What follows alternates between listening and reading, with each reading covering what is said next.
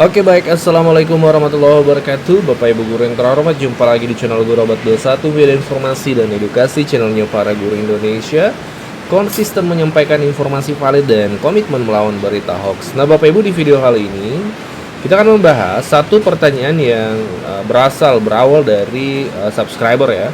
Seperti ini: saya lulus ASN P3K tahun ini, apakah saya termasuk penerima tunjangan hari raya di tahun ini? Ya, ini pertanyaan yang menarik karena kan memang banyak nih teman-teman guru, sahabat-sahabat kita yang lulus tahun ini ya Bapak Ibu ya. Nah, pertanyaannya kemudian apakah mereka menerima THR? Karena SK-nya kan belum sampai nih. Kebanyakan daerah kami pantau belum penyerahan SK karena memang saat ini masih diproses pengisian DRH dan proses administrasi ya. Nah, oke Bapak Ibu, kita akan bahas ini, disimak sampai tuntas. Nah, untuk menjawab itu, kita jawab berdasarkan juknis tunjangan hari raya yang dikeluarkan tahun 2024 kemarin. Ya, Bapak Ibu, setiap tahun perlu Bapak Ibu ketahui, pemerintah itu selalu mengeluarkan peraturan pemerintah berawal dari PP dulu, peraturan pemerintah yang ditetapkan oleh Presiden terkait THR dan gaji 13. Lalu disusul oleh peraturan Menteri Keuangan sebagai juknisnya. Nah, ini salah satu contoh juknisnya di tahun lalu, tahun 2024. Kenapa kemudian 2024 kami ambil bukan yang tahun 2025? Karena memang juknis 2025 ini belum keluar. Tapi biasanya setiap tahun itu isinya terkait penerima itu tidak berbeda. Ya, kami sudah bandingkan dengan 2023, kemudian 2022, itu penerimanya selalu sama kategorinya, sehingga bisa menjadi referensi juknis ini untuk menjawab pertanyaan dari Bapak Ibu tadi.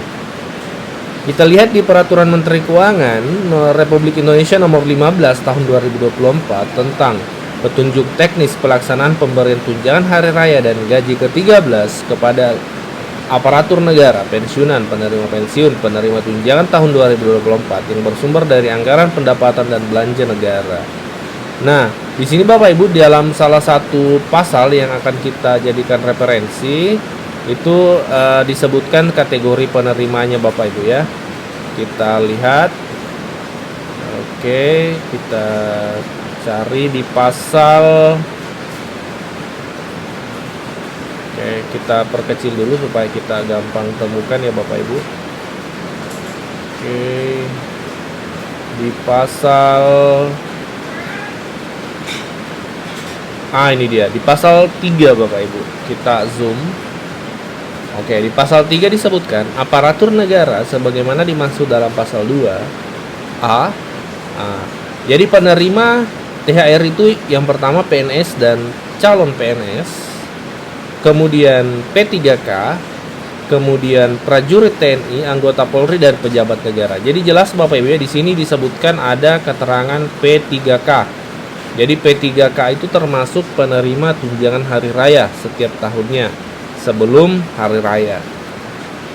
Nah, kemudian bagaimana jika misalnya SK-nya belum diterima saat ini? Apakah nanti pada saat hari raya itu menerima THR seperti itu? Ya, kesimpulannya adalah yang pertama P3K yang pastinya termasuk penerima THR. Kemudian yang kedua, TMT SKP 3K juga menentukan. Jadi setiap SK itu ada tanggal mulai terhitungnya. Ya.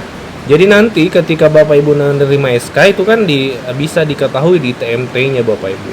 Jadi ketika TMT sudah ada, kemudian SK sudah diberikan, maka idealnya gajinya sudah berjalan Bapak Ibu, seperti itu. Nah, jadi kita berharap semoga Bapak Ibu segera menerima SK-nya dari daerah bulan-bulan Februari nantinya, seperti itu. Semoga di bulan Februari sudah menerima SK-nya dari daerah. Kan penyerahan SK dilakukan oleh daerah ya, bagi guru ya, kita berbicara P3K guru. P3K guru itu SK-nya diserahkan oleh bupati, wali kota atau gubernur di daerahnya masing-masing. Jadi kita berharap sekali lagi semoga di Februari sudah diserahkan SK-nya sehingga gajinya sudah mulai berjalan, kemudian masuk penerima THR. Karena kan penerimaan THR itu estimasinya di bulan Maret Bapak Ibu. Di bulan Maret estimasinya. Karena berdasarkan juknis setiap tahun THR itu dicairkan 10 hari sebelum hari raya. Ya, jadi kalau SK-nya sudah diterima Februari, maka besar kemungkinan THR juga termasuk penerima THR di bulan Maret, seperti itu Bapak Ibu. Jadi fokus saja dulu untuk penyelesaian administrasi penyerahan SK, termasuk DRH dan seterusnya.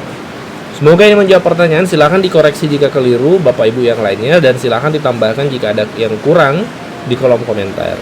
Kita sharing di kolom komentar. Wassalamualaikum warahmatullahi wabarakatuh.